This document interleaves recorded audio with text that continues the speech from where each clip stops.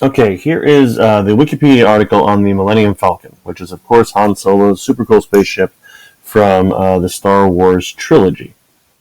So you can't see this, but up in the upper right-hand corner of my screen, I've got the Hypothesis Chrome extension installed because I'm working in Chrome. And when I turn it on the right side of the screen, top right-hand corner, I'm going to get a couple of tools that pop up.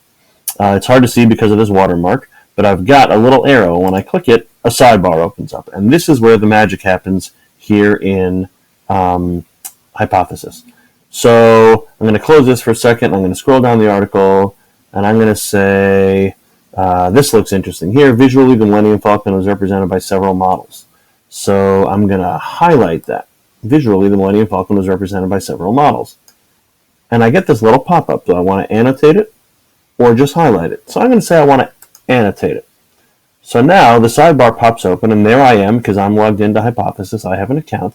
There's what I wrote, and I'm going to say, maybe I have a question. I wonder how large the biggest model was. Right? Maybe that's a question that a student has.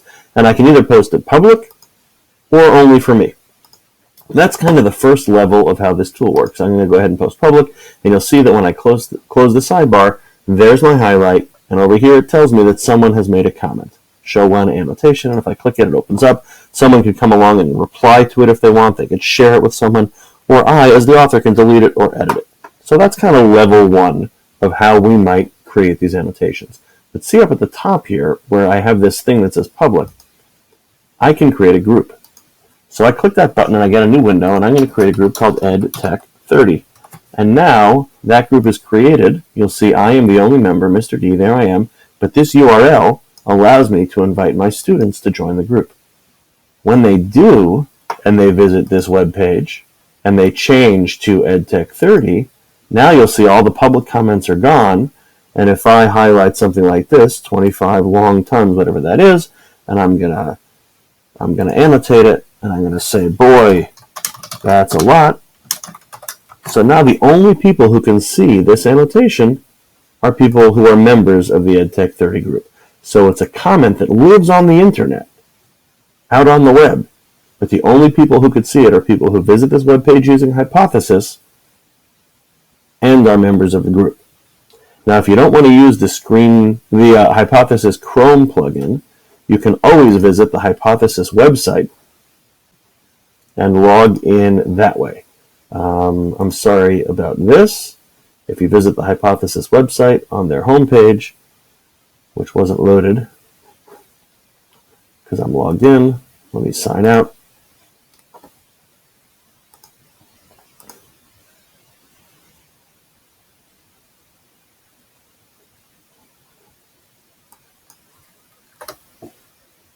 If you visit the Hypothesis website, you can either install the Chrome extension or just put any URL you want here.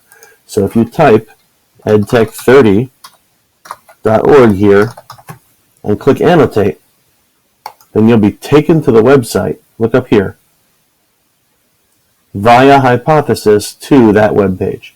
So even if you're not using Chrome, or even if you don't have the Hypothesis extension installed, it's installed now on this website and you can interact with it. So any computer, any browser, Hypothesis will work. I know it's a little involved, but I think it has some interesting implications.